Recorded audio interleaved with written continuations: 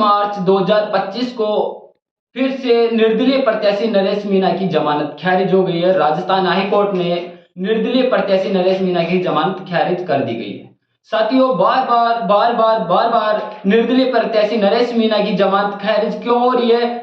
क्या कारण है कि नरेश मीणा की इतनी बार जमानत खारिज हो रही है और इतनी लंबी सजा क्यों नरेश मीणा को? साथियों, इसके बारे में मैं पूरा डिटेल से बताऊंगा। और जो नरेश मीणा के खिलाफ और जो नरेश मीणा के पक्ष में अगर कोई भी व्यक्ति अगर सवाल करता है, जवाब करता है, नरेश मीणा के पक्ष में हकीकत बताता है, तो उसी को सरकार बैन क्यों कर रही है?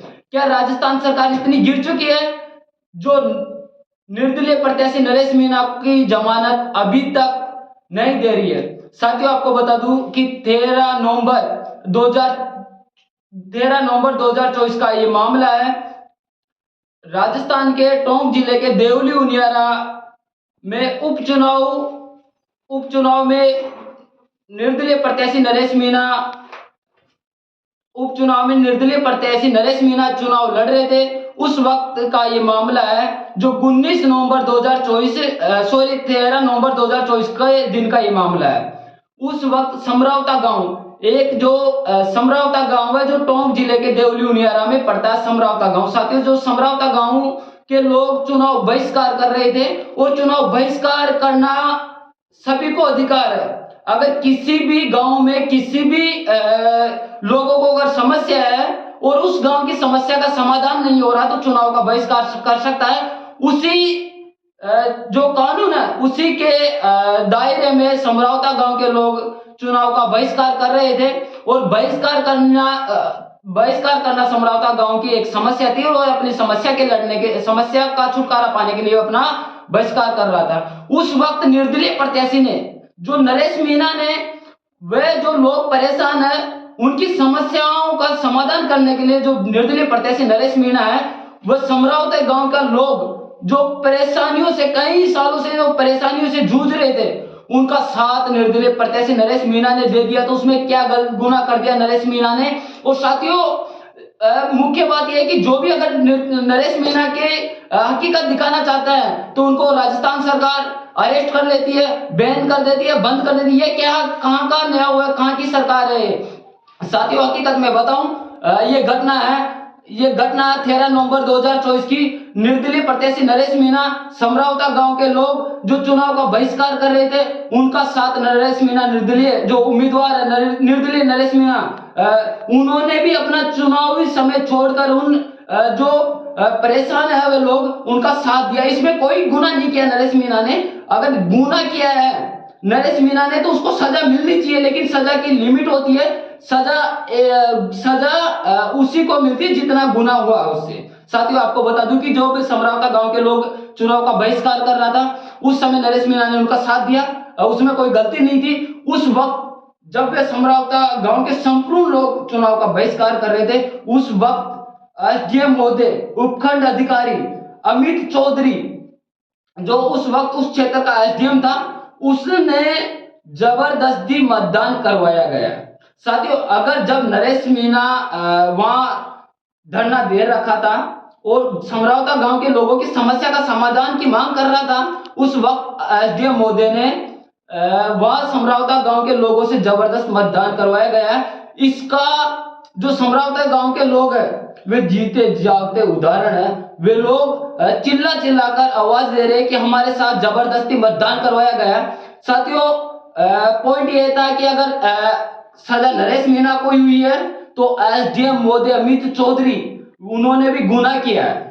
गुनाह यह किया है कि जब कोई भी व्यक्ति मतदान करे या नहीं करे, उनकी मर्जी है। अगर वे चाहे तो मतदान कर सकता है, नहीं चाहे तो नहीं कर सकता, क्योंकि उनकी समस्या थी और उनकी समस्या का समाधान नहीं हो रहा था, इसलिए वे लोग चुनाव का बहिष्कार कर रहे थे। उस वक्त एसडीएम महोदय ने उन्होंने जबरदस्ती मतदान करवाया। उस वक्त निर्दलीय प्रत्याशी नरेश मीणा ने भी धरना दे रखा था।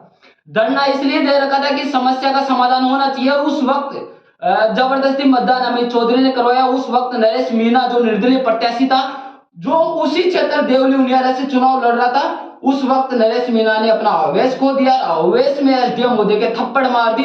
ये गलती नरेश मीणा ने की है, लेकिन थप्पड़ नरेश मीणा ने मारी, गलती नरेश मीणा ने की है, लेकिन गलती तो मेन तो एसडीएम मोदी ने की है, अमित चौधरी ने की है, उसको तो कोई सजा ही नहीं है।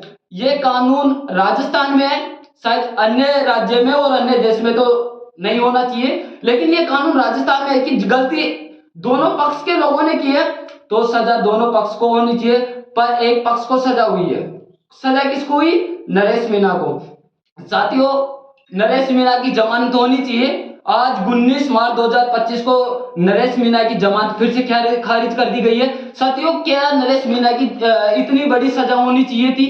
साथियों, हम मानते हैं कि गलती की नरेश मीणा ने, लेकिन गलती एसडीएम मोदी ने भी की है। और हम चिल्ला चिल्ला के बोलेंगे अगर नरेश मीणा की जमानत नहीं होगी, अरे हमसे ज्यादा तो समरावता गांव के लोग चिल्ला चिल्ला कर बोल रहे कि नरेश मीणा की कोई गलती नहीं है। तो साथियों, इसके लिए तो सरकार को भी पता। और एक इंपॉर्टेंट चीज, आज तक कोई सा भी निर्दलीय प्रत्याशी हो, विधायक, मंत्री, कोई भी हो, एसडीएम वगैरह कोई भी हो, उसके लिए इतना बोर्ड नहीं लगा जो सवाई माधोपुर, टोंक, कोटा, बूंदी, बारा जिला में जिस गांव में जाएंगे उस गांव में भगत सिंह नरेश मीणा, किसान पुत्र नरेश मीणा का गांव, नरेश मीणा का समरावता, नरेश मीणा का फलाना गांव।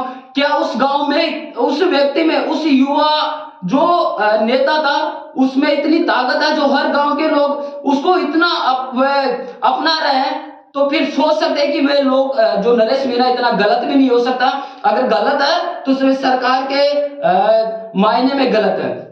एक बात और बता दूं कि ये जो नरेश मीणा को सजा मिल रही है, इस प्रकार की सजा हम पढ़ते हैं और देखते हैं। अंग्रेजी हुक्म काल में, अंग्रेजी शासन काल में इस प्रकार की सजा मिलती थी, क्योंकि उस समय जो भी सरकार के और जो देश को आजाद कराने, या फिर ये बात चलो कि अगर उस वक्त कोई भी उम्मीदवार, कोई भी ले लो, उस वक्त अगर किसी समस्या का दिखाना चाहता था वे, जैसे नरेश मीणा ने समरावता गांव की समस्या को दिखाने की कोशिश किया, तो उसको दबाने की कोशिश किसने की? सरकार ने। उसी प्रकार अंग्रेजी शासन काल में भी इसी प्रकार होता था कि अगर कोई भी किसी गांव की समस्या को दिखाना चाहता था, समस्या का, गांव की समस्याओं को बताना चाहता था, तो उसको अंग्रेजी शासन काल को, अंग्रेजी जो शासन काल थी, जो ब्रिटिश शासन काल थी, उस व्यक्ति को नीचे दबाना चाहता था। उसी प्रकार ये राजस्थान की सरकार कर रही है।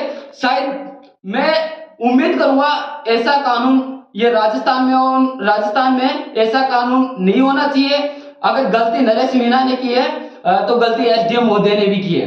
नरेश मीणा और एसडीएम मोदी, मानता हूं नरेश मीणा ने गलती की, थप्पड़ दी, तो एसडीएम मोदी ने भी तो गलती की, एसडीएम मोदी को भी सजा होनी चाहिए थी। अगर एसडीएम मोदी को सजा होती है तो नरेश मीणा को सजा होती, इसका कोई किसी को दुख नहीं होता।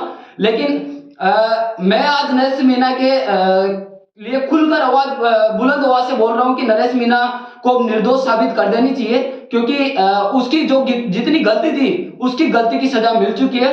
अगर नरेश मीणा को जमानत नहीं दे रही है राजस्थान सरकार रे, तो फिर एसडीएम चौधरी के खिलाफ भी कानूनी कार्रवाई होनी चाहिए। जय हिंद, जय भारत।